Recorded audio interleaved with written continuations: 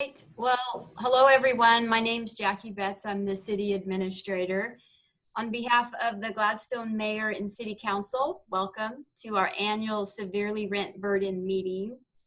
In 2018, House Bill 4006 was approved, which requires cities greater than 10,000 population who are severely rent burdened to hold a public meeting to discuss the causes of severe rent burdens, the barriers to reducing the rent burdens, and some possible solutions. Legislation defines a city severely rent burden if more than 25% of the renter households are severely rent burdened. In Gladstone, based on a population of 11,850, we are 34%. We have a total of 1,827 renter households and 628 are severely rent burdened. The intent of the legislation is to increase local awareness of rent burden causes and potential solutions in an effort to encourage local communities to take steps they need to address severe rent burden in their community. And that is why we're here tonight. We have an incredible panel, and now I'd like to hand it over to John Southgate, who is the city's consultant.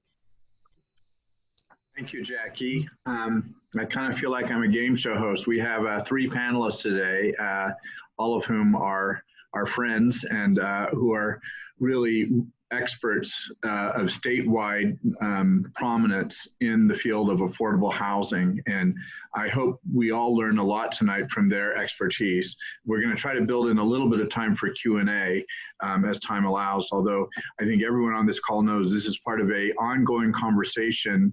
The city of Gladstone has taken some important steps in the last several years to promote more housing choice for all income ranges.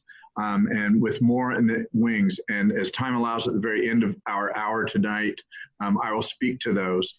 So without further ado, I'd like to jump in. We have three speakers and I will introduce each of you individually to allow Tammy to hand over the host duties so that you can do share screen and make your presentation. So our first speaker tonight is Clayton Crowhurst with Northwest Housing Alternatives. Northwest Housing Alternatives is one of our nonprofit CDCs, community development corporations, that provides affordable housing, both new as well as rehab. And they also provide a range of services, which you'll hear some more about tonight between Clayton and Julie will speaking about that issue as well. So Clayton, we'll turn it over to you to be the host to do your presentation. And I know you also have a guest who's joining you for your part of the presentation. Yeah, thanks, John. Can you all hear me? All right. Yes. So before I jump into kind of the PowerPoint portion of my presentation, I want to go ahead and kick it over to a resident, actually, of one of our developments, and it's actually the River Glen Apartments there in Gladstone. Raylan Johnston, she's been kind enough to take a couple minutes out of her day to chat for about 5 minutes just about her experience, kind of how she came to live at River Glen Apartments, her time there. So yeah, go ahead and take it away, Raylan. Thank you. Hi, my name is Raylene, and I moved into River Glen about 16 years ago when I had my daughter, and my husband had become ill with cancer and lost his job. And so we were just all living on my income, which wasn't much at the time. Without River Glen and having affordable limits on how much they were charging me rent, there is absolutely no way that I would be able to support my family. We still live on just my income right now. My children have been able to have a roof over their head due to the fact that our rent goes off of how much we make instead of third of our income. We really would not be in a home. We'd be in a homeless population if it weren't for this place. And so we really appreciate the fact that these places exist. And like, there are a few issues with certain residents not liking other residents here, but for the most part, it's just a regular apartment complex. most everybody gets along and does their own thing. I think that we definitely need these in neighborhoods because a lot of people like me would not be surviving without it. And Raylan, do you want to talk just a bit, if you don't mind, about where kind of your living situation before you moved into River Glen? Yeah, we used to live out in Estacada, and I rented a place. We lost that place when my husband got sick and I was pregnant with my daughter on maternity leave. So after I had my daughter, we ended up in a homeless shelter in Portland. We spent about a month and a half there and then ended up in another homeless shelter in Milwaukee, which was able to get us into this apartment complex. So without having a low income apartment complex to go to, we probably would have just bounced around homeless shelters. Awesome. Yeah, thank you so much for just kind of talking about your experience and everything. I think that gives a little bit of context to we're, not just talking about policy issues or House bills or other things like that. Raylene, I just really appreciate you adding your perspective to this. So yes, thank you. And like I said, feel free if you want to hang out and listen in or pop off, totally up to you. But thanks so much for your time. All right, thank you very much. All right, so I'm going to share my screen here. Okay, and John or Jackie, do you want to give me a thumbs up if you all are seeing this PowerPoint? We can see it. All right. Yes. I always like to make sure. So, yeah, as John mentioned, I'm Clayton Crowhurst. I've actually probably already met about half of you all in person, no less, back in the days when we could have these meetings in person. The organization I work for, we are a nonprofit affordable housing developer. We develop housing all over the state. And we do have a property there in Gladstone that we finished up a major rehab on last year. So that's the River Glen Apartments on Risley Avenue. And I wanted to kind of jump into a few of the things that kind of get brought up when we're talking about affordable housing. And I'm hoping that after the end of this conversation, a lot of these will be addressed. And if they haven't, or if any of you all have heard other things that are points of concern, feedback from neighbors, just general points of conversation that kind of come up in this realm that we haven't touched on, definitely bring this up. So one of the things is that, affordable housing or public housing is built cheap, it looks bad, and it brings down the value of all the other properties in the neighborhood, especially single family homes. And you're going to see trash and broken down cars, and it's just going to be a big mess. Another one is that whenever an affordable housing development gets built in the neighborhood, that a lot of folks worry that crime is going to go up. They're going to see drug activity. There's going to be a bunch of people that aren't working, just hanging out. And then the third one that I hear a lot is that I put in this word specifically, character, that it changes the character of the neighborhood or the community, or I'm seeing people that I've never seen before. So I'm hoping that through the course of this, we can kind of talk about these and kind of bring some of these concerns out into the light, because I think these are really important things to be thinking about throughout this conversation. So wanted to dig into what is affordable housing. I'm going to kind of go through this flow chart here, starting off with you've just got housing, and I'm going to be mostly talking about rental housing. There are, obviously a big part of this discussion is homeowner, single family owned housing too. My organization, we focus on rental housing, but there are other nonprofit affordable housing organizations that focus on home ownership. So I'll just put that caveat out there. So kind of the first split point here is affordable versus market rate.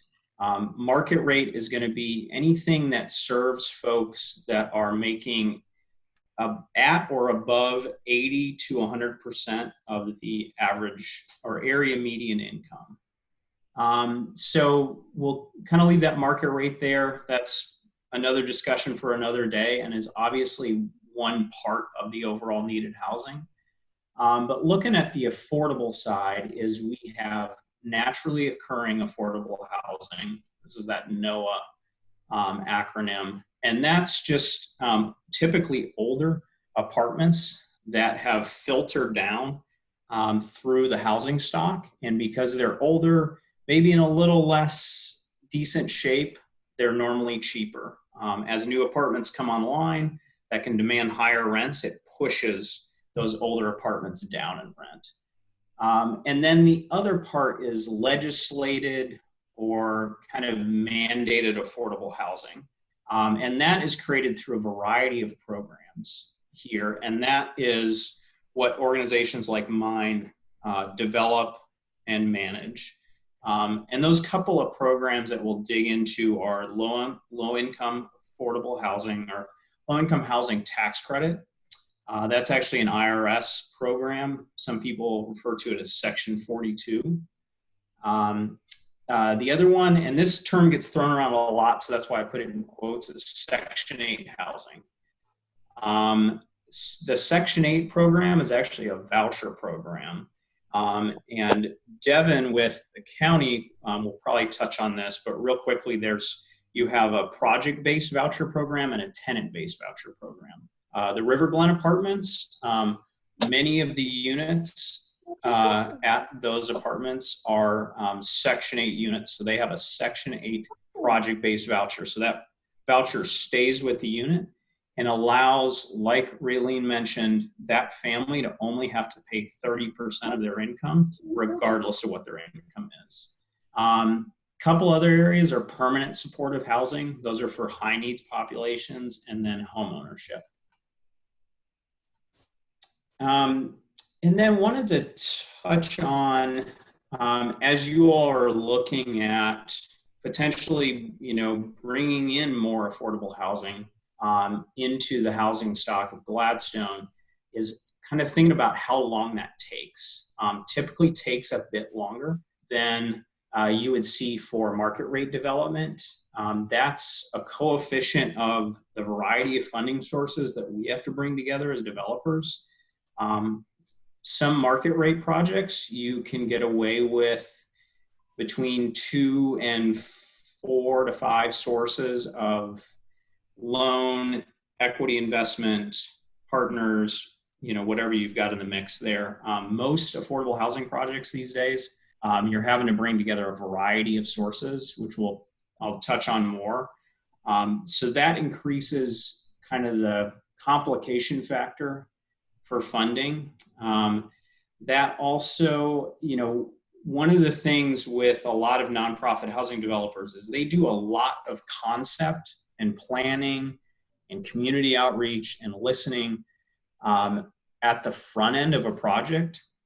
So it's much more than, oh, there's a site, we can fit 50 units on it, let's round up our money and build it.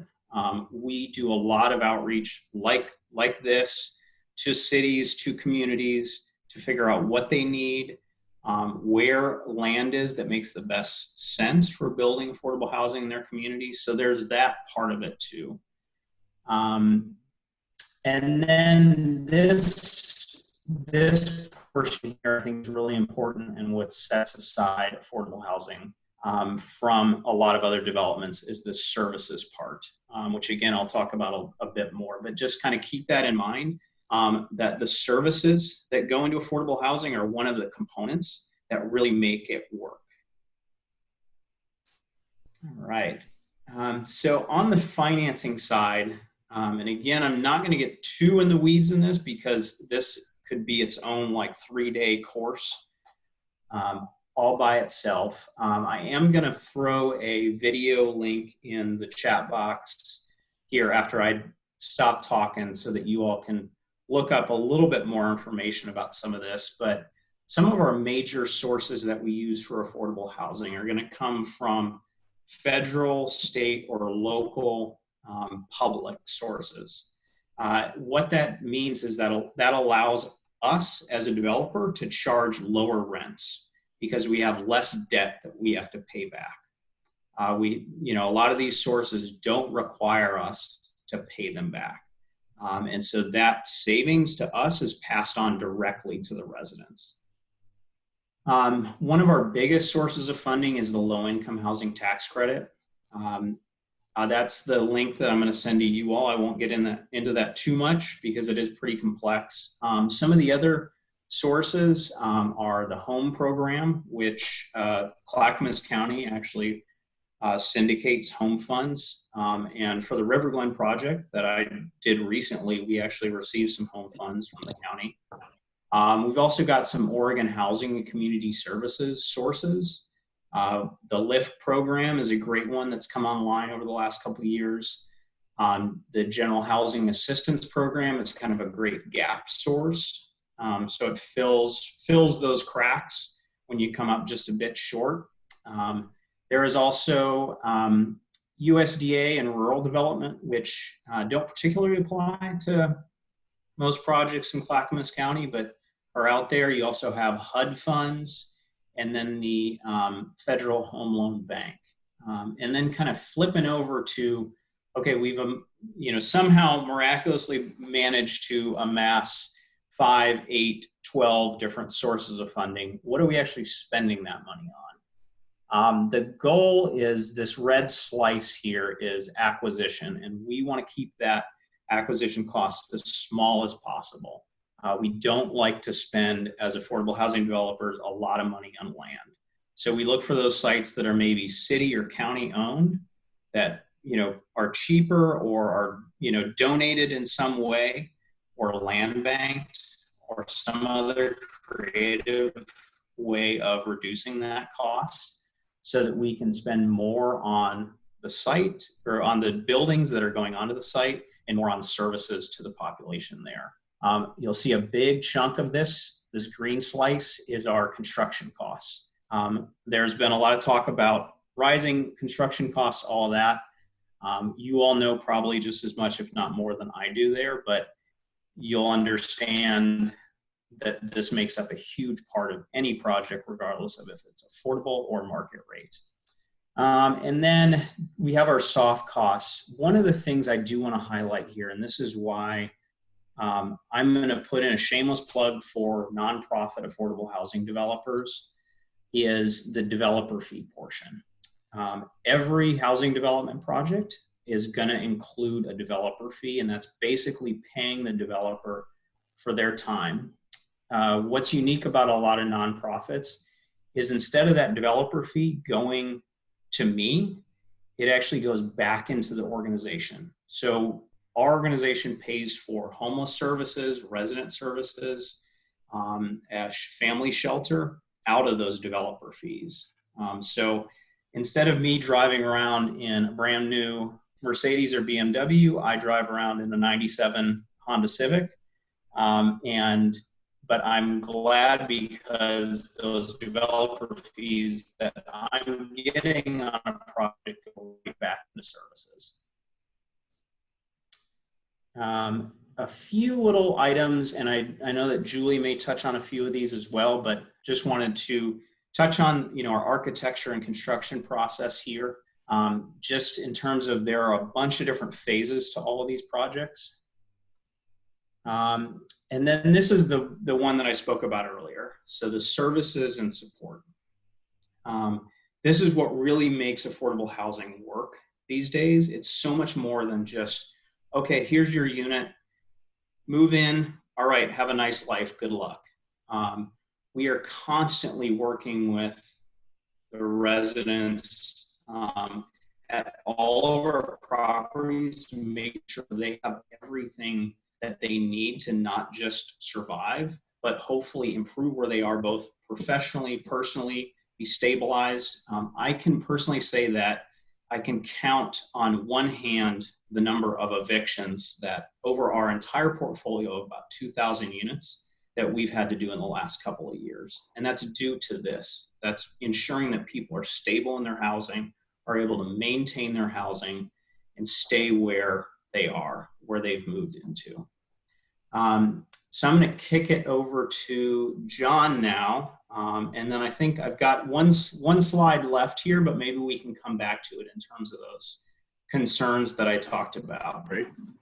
Thank you, Clayton. And I'm going to keep moving. I hope to have time at the end for some questions. I imagine some of you have questions. So without further ado, I'm going to ask our next speaker, Julie Garver, who is the Director of Development for Innovative Housing, Inc., IHI, which like Clayton's organization, provides affordable housing options, new and rehabbed around the state. Julie.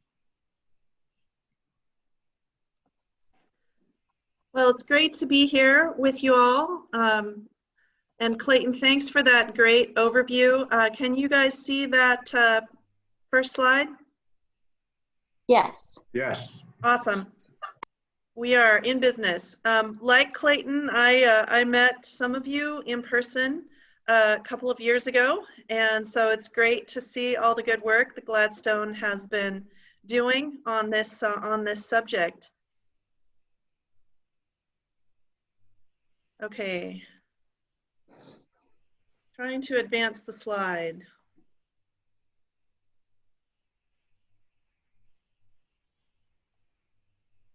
This worked really well in the dry run.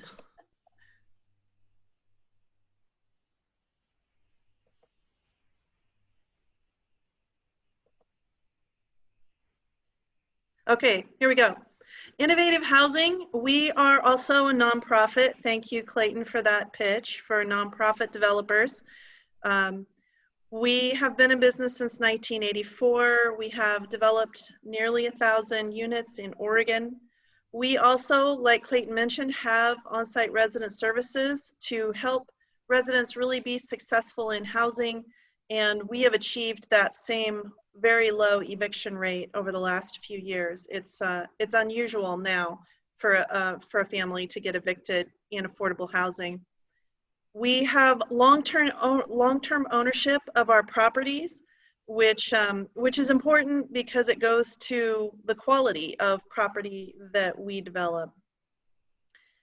I wanted to show this slide because it's helpful to see what affordable housing really does for people. So starting at the top of that slide, the 30% rent, if this was a family of 4, a person making up to $22,410 could rent one of our 2-bedroom apartments for $504 a month. So we restrict their income.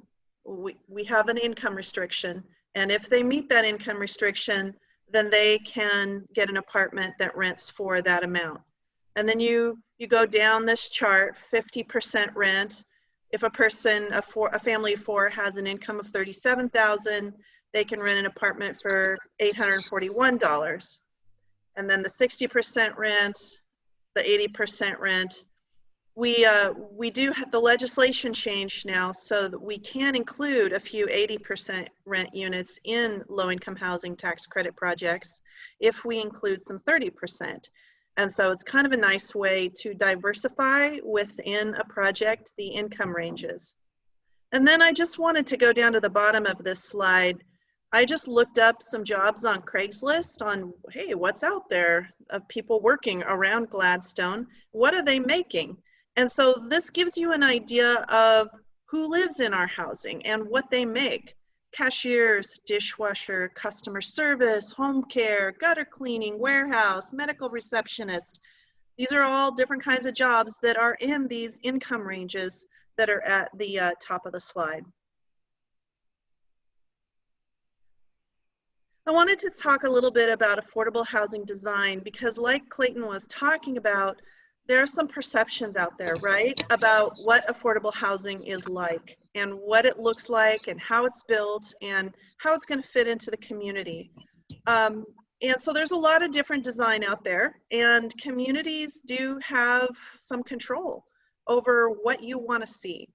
And this first project is in Albany, Oregon. This is an IHI project. We went through a design charrette with stakeholders, and that's the design we came up with.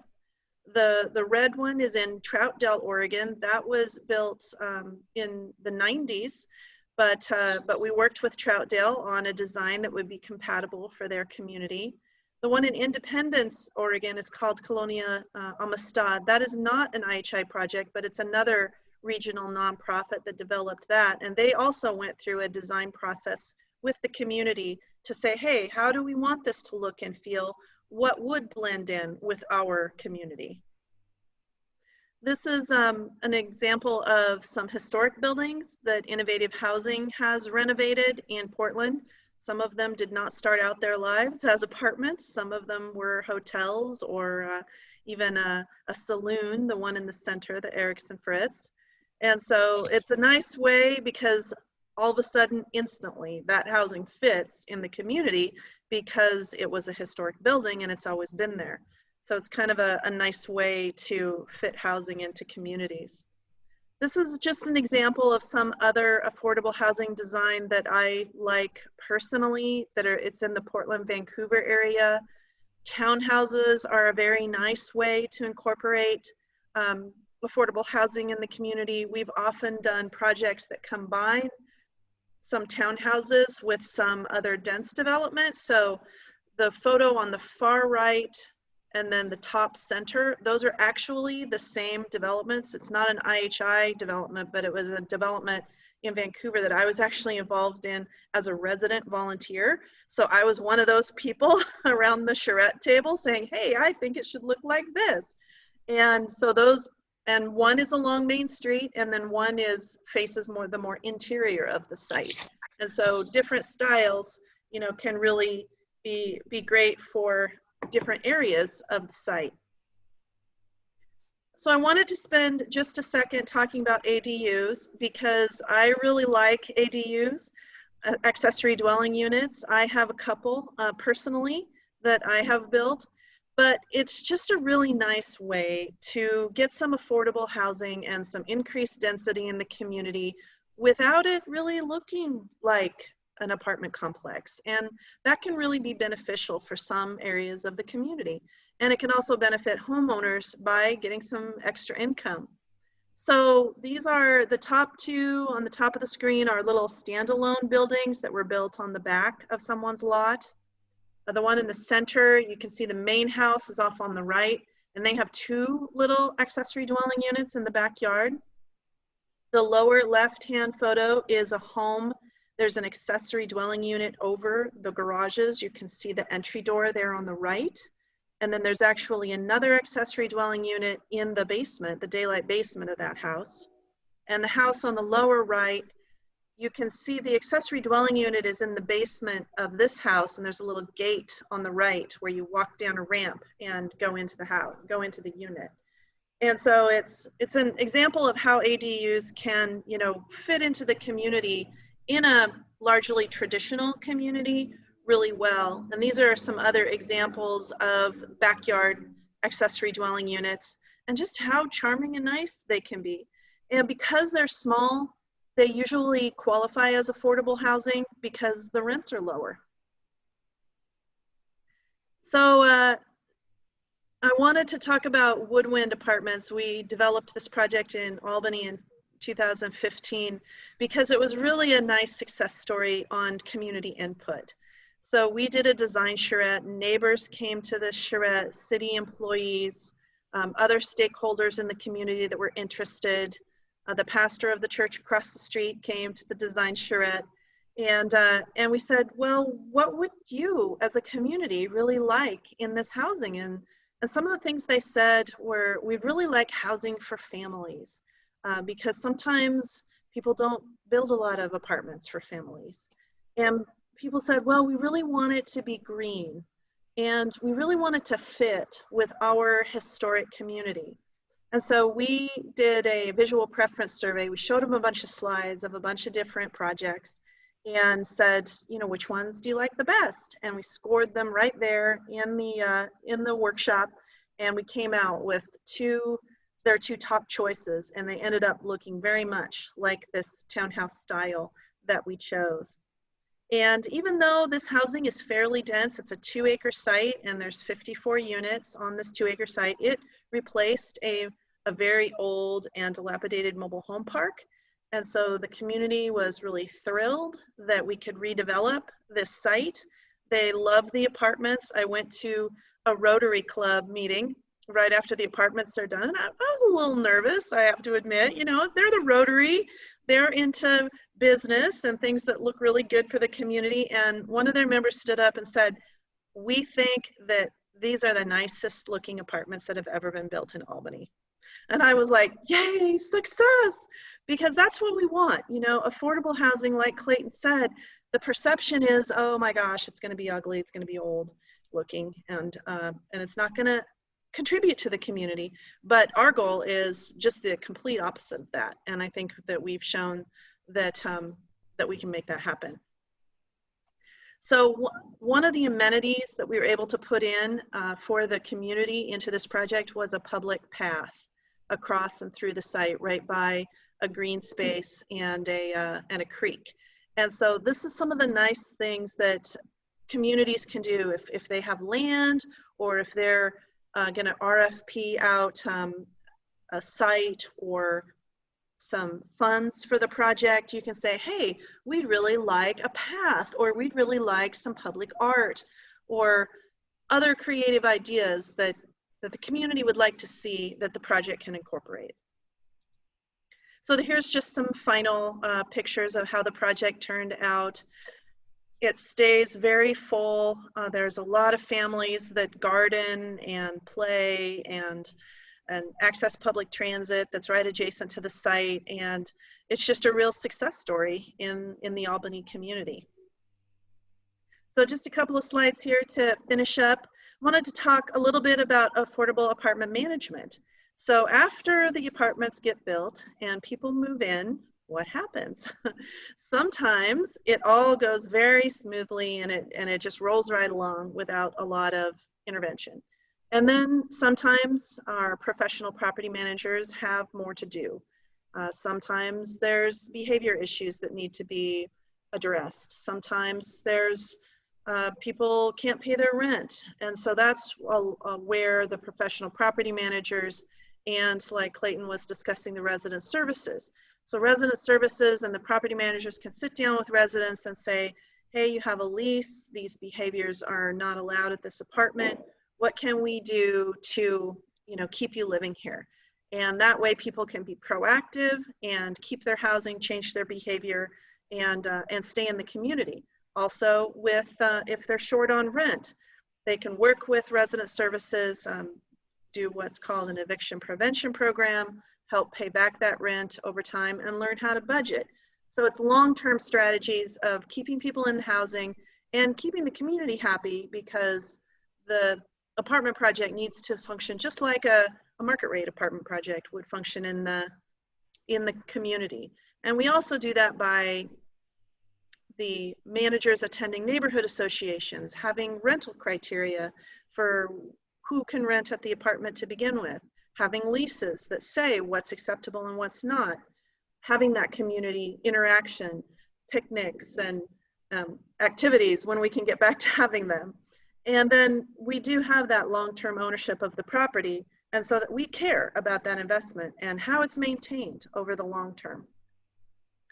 So in closing, affordable housing can be a really big benefit to the community and its residents. As a community and as a jurisdiction, and speaking as a developer, if you can make as many incentives for affordable housing to come in to you as possible, whether it's donated land, SDC waivers, whatever you can do to make it attractive. It costs a lot to develop affordable housing. There's a lot of regulation that we have to deal with. And so every benefit that a community can offer makes it more competitive. require a design charrette. Ask those nonprofits, ask those developers to come in and do that design charrette with your community. Provide input to policymakers, both local and state policymakers, to say what you would like in affordable housing and what your community needs. And then community amenities. Work with the developers to get those amenities for your community to incorporate in that affordable housing project, because it is a community asset. Thank you very much. Julie, wonderful images. Congratulations. I'm going to keep us moving because I do want to reserve. I imagine our council members and other guests will have some questions. So I'm going to quickly now pivot to Devin Ellen, who is with Clackamas County Housing Authority. So Devin. Hi, good evening. Can you hear me okay? Yes. Okay, great. I'm going to share my screen.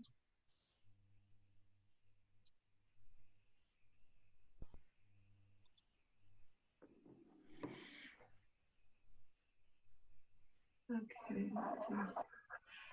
Okay, so good evening. I'm Devin Ellen. I'm a senior housing developer with the Housing Authority of Clackamas County, and I'm thrilled to be here to discuss housing affordability. It's a topic near and dear to my heart.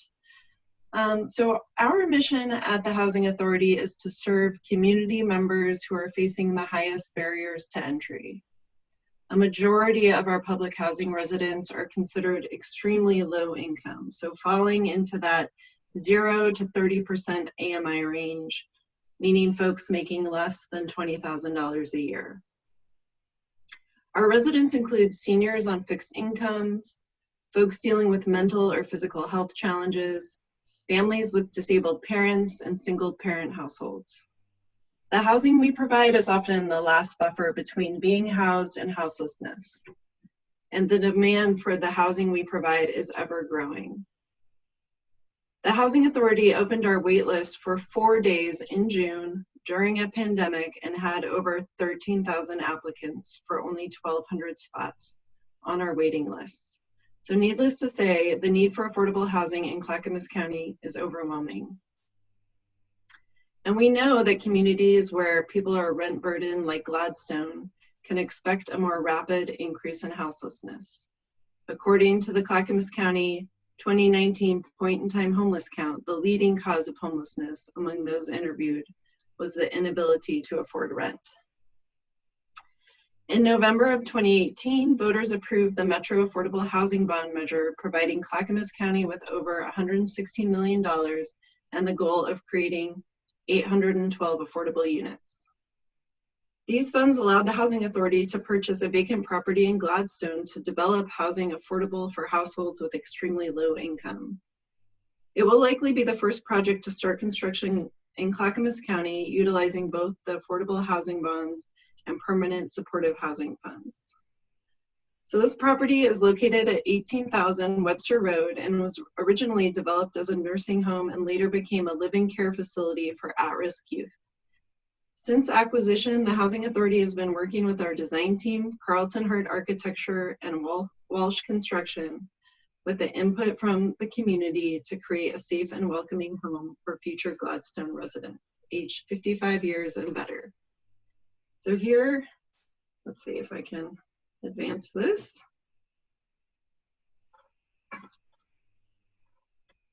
Okay, are you able to see that? This is an aerial view of the property. So it's located right off Oakfield Road on Webster, right near Cracksburger Middle School.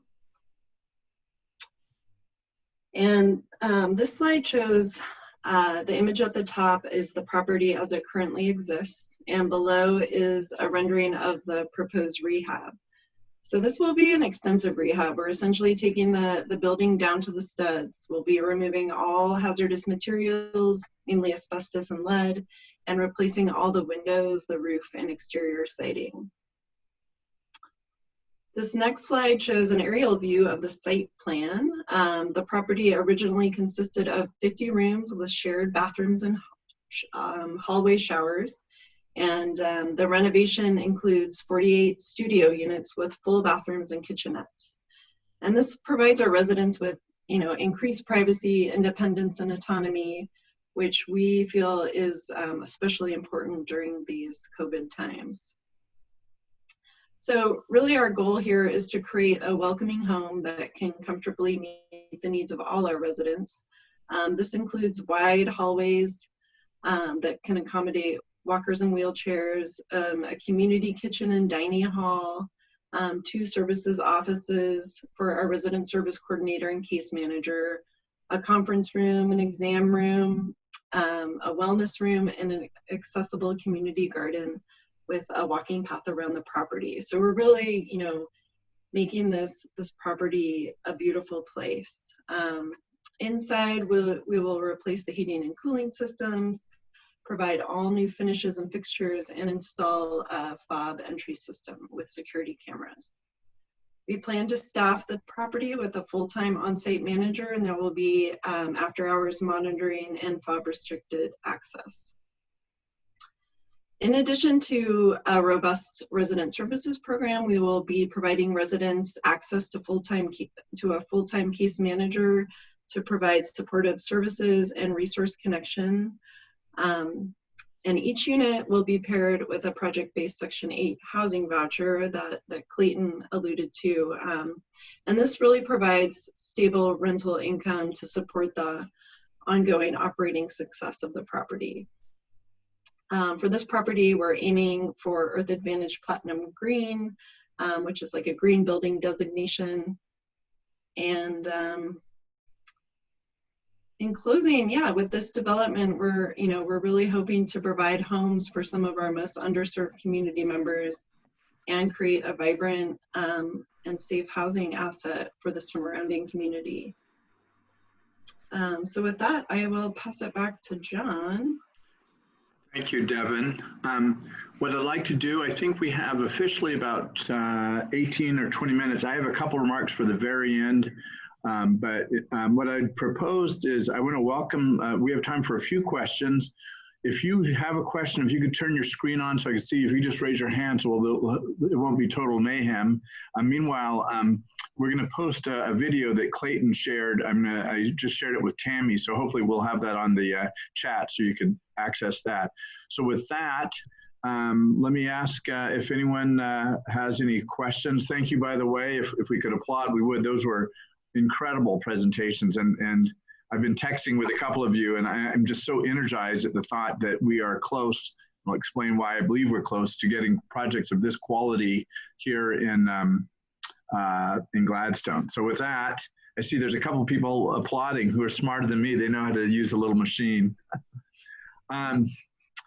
Any observations? And if not, I'm going to ask Michael Milch. You usually have something to say, so I'll ask you to ask the first question if you don't mind.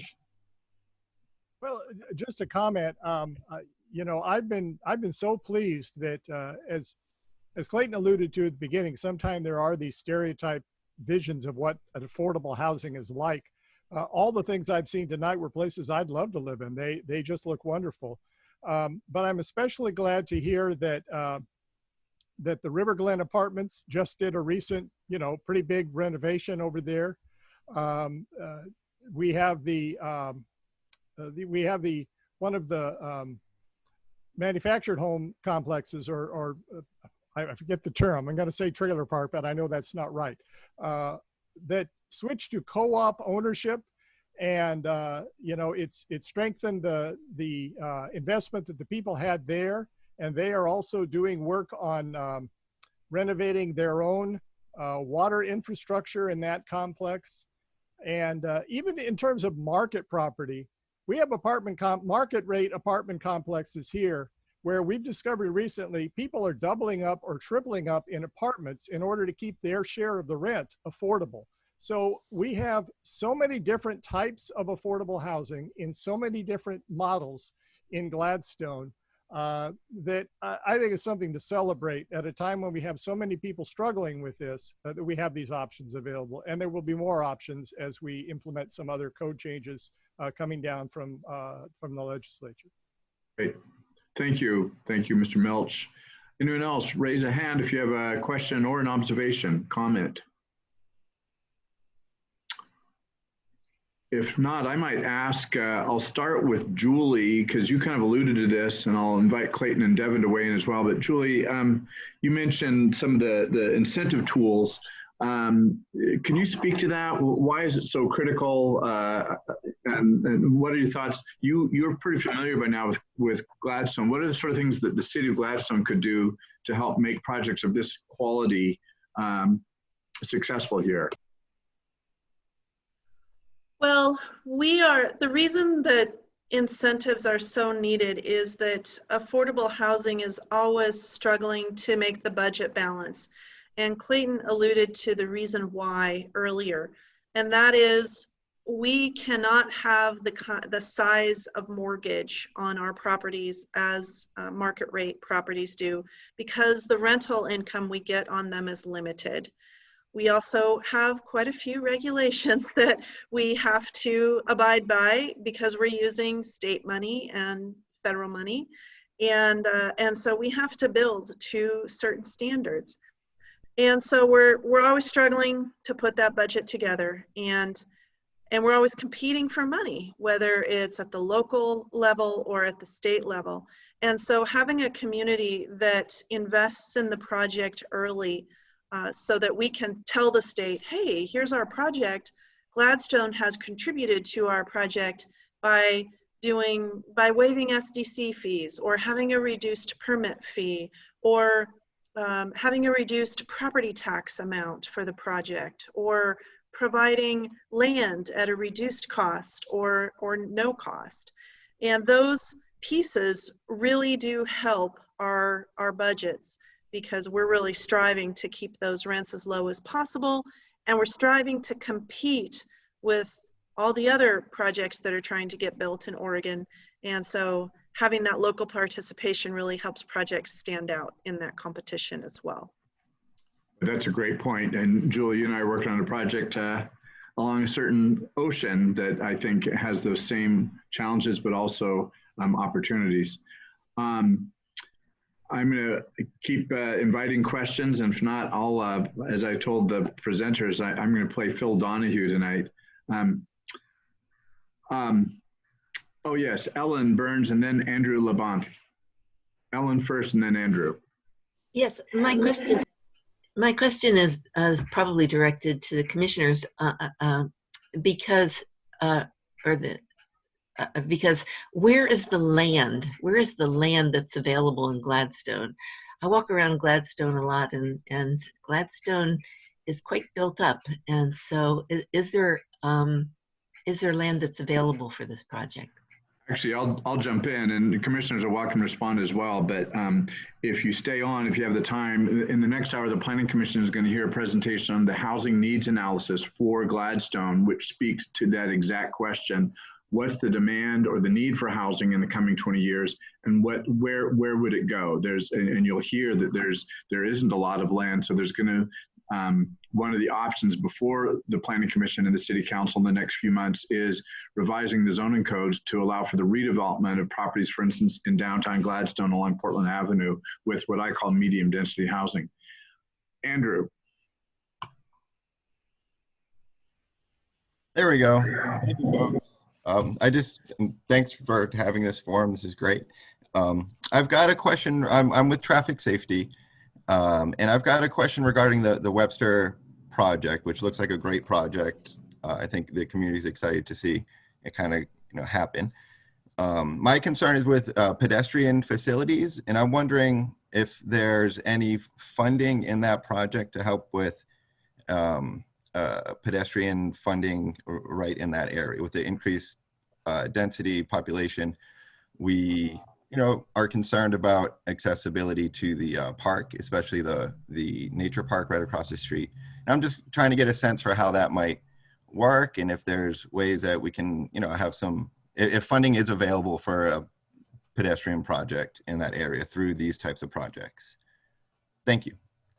Yeah, that's a great question, and certainly something that's come up during the community outreach process. We currently do not have any funds earmarked for something like that, but it's something that the neighbors, have expressed interest in, and we would definitely be a supportive party in helping them advocate for that, but it isn't something that, you know, the Housing Authority is taking on at this time. In these types of projects, how does that usually happen? Would those types of issues be addressed? Well, typically, like for example, there's been a desire for a crosswalk to be put in there. So, you know, I guess I would turn it over to you and ask you, you know, how we would go about doing something like that. And I might chime in too really quick. A lot of times, pedestrian improvements, sidewalks, crosswalks, all that get put into this bucket as developers that we'll call off-site improvements. One of the things, if you dig into a bit into the low-income housing tax credit program, how we generate money out of that is spending development dollars on basis producing activities. So activities on the construction site that are generating that equity. Off-site improvements are not one of those things that generates equity on a low-income housing tax credit project. And so as developers, we really try and minimize the amount that goes in there, because banks, the state housing agency, everybody, when that off-site improvements line goes up, they start to say, whoa, what are you spending our money on? And that's really where, and I think, John, back to your point of, you know, local funding, I actually, while Julie was talking, I wrote on a Post-it note, local funds are critical, because I want to hammer that in. And those funds can come in any way. And that's what's great about a city, is that you all have a lot of flexibility in how those funds work. State programs, federal programs are super prescriptive. You know, you're getting the funds this way, take it or leave it. Whereas local funds can come in the form of a cost share sidewalk. So literally, I'll pay for 50% of the sidewalk and you pay for 50%. There's so many creative ways that you can do that to see the things that you want incorporated in a project paid for. So that's my little plug for get creative with how you spend your local dollars. Go ahead. Jackie, with that being brought up by traffic and safety, could you maybe follow up with Jim just to find out what kind of cost that would be for that sidewalk on that project? Actually, Chief Schmerber is taking over the Traffic Safety Committee, and I do believe this is something that is being conversed between Public Works and Traffic Safety Commission and the police chief. And again, it all comes down to priorities in the city of Gladstone and how we present those to the boards that we have and the city councils. So yes, we are doing our work on that. Joy Fields with Clackamas County Planning, you had a thought or a question, observation. Yeah, earlier this year, the Planning Commission reviewed the land use for the Webster Road project, and it includes sidewalks along Webster Road on the site. It does not include sidewalks off the site, but I wanted to put a plug in that they are increasing the width of the sidewalk and installing new sidewalk along the entire property boundary that is along Webster Road. So. Thank you, Joy. That's helpful information. We may have time for one more question, then I need to do some wrap up, and then Clayton's going to show one more slide. So any other burning question? If not, what I'd like to do is just remind, some of you know where we're at. In fact, in the next 6 minutes, the Planning Commission will begin their hearing, and I think their main item on their agenda is a housing needs assessment. As many of you know, every jurisdiction in Oregon is required to have a housing needs assessment updated. I think it's every 5 years, but don't hold me to that.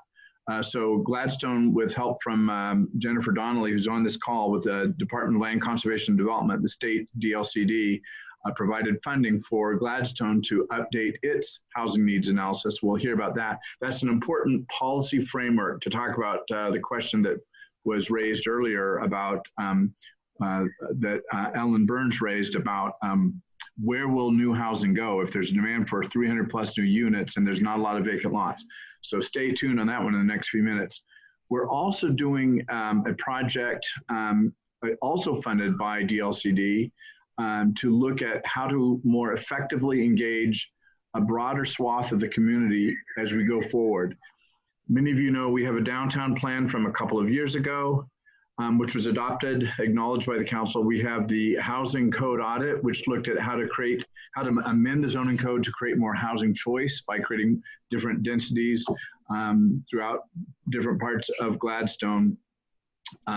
That work is now ready to go into implementation mode in the near future, early in the new year, 2021.